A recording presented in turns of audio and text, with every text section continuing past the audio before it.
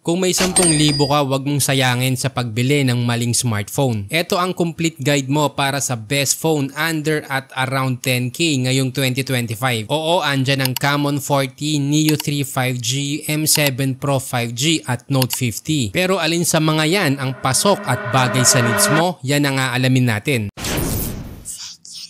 Pagdating sa display, lahat ng phones na to AMOLED na agad. Well, good news yan kung ang hanap mo ay vibrant colors, deep black at mas masarap sa mata kung manonood ka ng YouTube, Netflix o social media. Pero hindi ibig sabihin pantay-pantay na sila. May mga key differences kang dapat malaman. Tulad na lang ng size at resolution. Si Tecno Camon 40 at Infinix Note 50 parehong may 6.78-inch AMOLED display na may 1080 by 2436 resolution. Halos parehas din ang sharpness sa 393 ppi kaya expected mo na parehong malinaw at detailed ang mga visuals. Kung gusto mo ng mas malaking screen, konti lang lamang ni Nubia Neo 3 5G sa 6.8 inch. Pero mas mababa ang resolution sa 1080 by 2392 at medyo lower din ang ppi sa 386. Ibig sabihin, konting-konti lang ang difference in sharpness pero noticeable yan sa mga sanay na sa mas malinaw na display. Sa kabilang banda, si Poco M7 Pro 5G ang pinaka-compact sa 4 sa 6.67 inch. Pero siya ang may pinakamataas na PPI sa 395. Kaya kung gusto mo ng mas maliit na screen pero super sharp ng detail, siya ang standout. Pagdating sa refresh rate, halos pantay-pantay sila. Lahat merong 120Hz maliban kay Infinix Note 50 na umaabot ng 144Hz. So kung priority mo ang ultra smooth animation, scrolling, Note 50 may give you the edge. Lahat din sila may adaptive refresh rate na 60 to 120Hz. Ibig sabihin nag-a-adjust sila depende sa usage para makatipid sa battery. Sa outdoor visibility, ang pinakalamang dito ay si Poco M7 Pro 5G lalo na kung mahilig kang mag-phone under the sun. Especially kung rider ka or delivery partner. Pero kung hindi ka naman HDR content user, si Note 50 with 1300 nits max brightness is still very impressive. Lahat din sila may DCI-P3 color gamut, meaning mas accurate at vibrant ang colors. Ideal kung picky ka sa display quality. Pero tandaan mo din na si Poco lang ang may HDR10 Plus support. So kung manonood ka sa Netflix, YouTube HDR content or mobile cinema type ka mag-consume, siya lang ang makakapagbigay ng mas malalim na contrast at punchy colors. Sa screen protection naman, ito yung data natin. So kung clumsy ka or madalas nahuhulog ang phone mo, si Poco ang may kapani-paniwalang protection dahil yan sa Gorilla Glass 5. Kaya kung gusto mo ng all-around balance sa smoothness, sharpness, HDR viewing at screen protection, Poco M7 Pro 5G ang pinakasulit pagdating sa display. Ngayon, kung gusto mo naman ng gwapong smartphone, ano nga ba dito ang pinaka-premium ang dating? Pag naka-AMOLED na ang display, syempre ang next na tinitingnan ay ang design at build quality. Kasi kahit gaano kaganda ang specs, kung bulky, mabigat, or mukhang cheap, turn off pa rin yan para sa ibang users. Kasi kung gusto mo ng pinaka-lightweight, manipis at comfortable sa kamay, Camon 40 ang pinaka-ergonomic pick. Perfect siya for casual users na priority ang ease of use. Pero kung gusto mo ng mas solid and premium feel, Infinix Note 50 ang lamang dahil sa metal frame kahit medyo mas mabigat. At kung priority mo naman ang dust and water resistance, walang tatalo sa IP66 rating ng Camon 40. Si Poco naman at Infinix naka IP64 which is okay na for light splashes and dust. Si Neo 3 5G medyo talo sa build dahil wala siyang waterproof rating at siya ang pinakamabigat. So kung sensitive ka sa bulkiness, baka hindi to para sa'yo. Ngayon, pag-usapan naman natin ang performance. Alin ang pinakasulit sa speed at gaming? Pagdating sa performance, hindi lang basta dapat mabilis. Importante ring efficient ang CPU, maganda ang GPU at tama ang match para sa daily task or gaming. Ito yung data natin sa chipset. Si Tecno at Infinix parehong gamit ang MediaTek Helio G100 Ultimate. Si Nubia naman may Unisoc T8300 at naka MediaTek Dimensity 7025 Ultra naman si Poco. Pagdating sa AnTuTu score, number 1 dyan si Nubia, sinundan ni Poco, Tecno at Infinix. At ito ang real talk, kahit mas mataas ang AnTuTu ng Nubia, sa graphics and gaming lamang si Poco dahil yan sa mas malakas na GPU. Mas modern kasi at doble ang GPU shading units ng Poco. Kaya lamang sa graphics rendering, smoother gameplay at better handling ng games like ML, CODM or even Genshin at lowest settings. Ito yung performance verdict natin. Pinakamalakas sa raw power, Nubia Neo 3 5G. Best sa gaming, Poco M7 Pro 5G. pang daily use lang ang Camon at Infinix Note 50. Pero take note ha, hindi ko sinasabing hindi ka makakapaglaro sa mga smartphone na yan. Nirarank lang natin sila para mas madali kang makapili. Kasi sa actual usage, hindi mo rin naman mararamdaman yung mga pinagkaiba nila sa chipset. Unless syempre kung data speed yung habol mo, lamang talaga yung Poco at Nubia dahil 5G. Kung RAM at storage naman, tabla silang lahat. Same capacity, same speed at same storage tech. Pagdating sa battery, kung power user o heavy gamit all day ka, go for Nubia Neo 3 5G dahil meron tong 6,000 mAh. Kung fast charging priority, nandyan si Camon, Poco at Infinix, pare-pareho silang may 45 watts. Kung wireless charging fan ka naman, Infinix Note 50 4G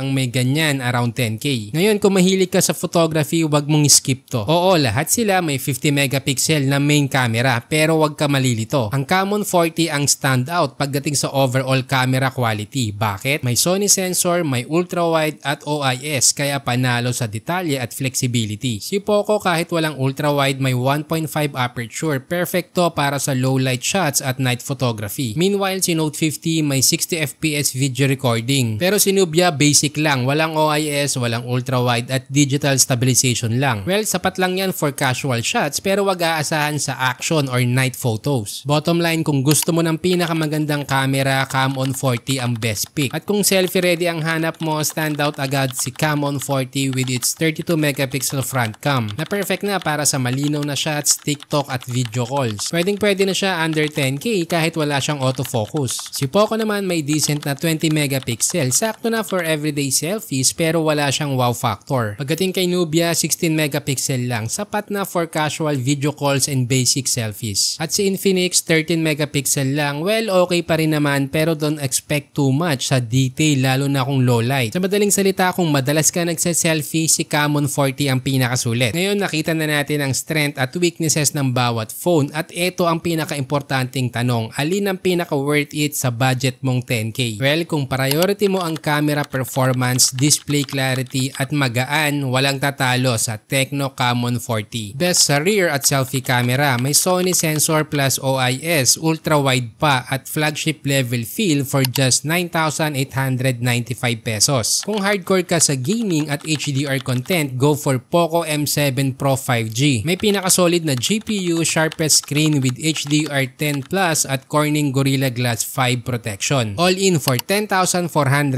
pesos. Kung gusto mo ng all-day battery plus wireless charging sa rare price point, pwede sa'yo ang Infinix Note 50 4G at perfect para sa metal frame lovers at 10,380 pesos. Kung gusto mo ng raw power at pinakamalaking battery pero hindi ka maselan sa camera at design, may edge pa rin si Nubia Neo 3 5G. Idagdag na rin natin yung gaming feature niya na trigger buttons para sa mas immersive na gaming experience. Plus, pinakamalakas na Antutu score at may 6,000 mAh battery for 9,999 pesos. Again, lahat to solid para sa price point na 10k. Nasa sayo na lang talaga kung alin dito ang kailangan mo. By the way, kung isa dito ang ginagamit mong smartphone, paki-comment naman ang experience mo at nilagay ko na rin sa description ang official links kung saan mo to mabibili. Meron din kaming exclusive FB group na smartphone tips kung saan personal ka naming tutulungan pumili ng best smartphone for your budget. Kami na rin ang maghahanap ng legit store at discount para sa'yo. Exclusive to sa mga seryosong online buyers na gustong makatipid at magkaroon ng peace of mind. At kung nakatulong sa'yo ang video na to, sana tulungan mo rin kaming ma-reach ang 100k subscribers ngayong taon kaya mag-subscribe ka na.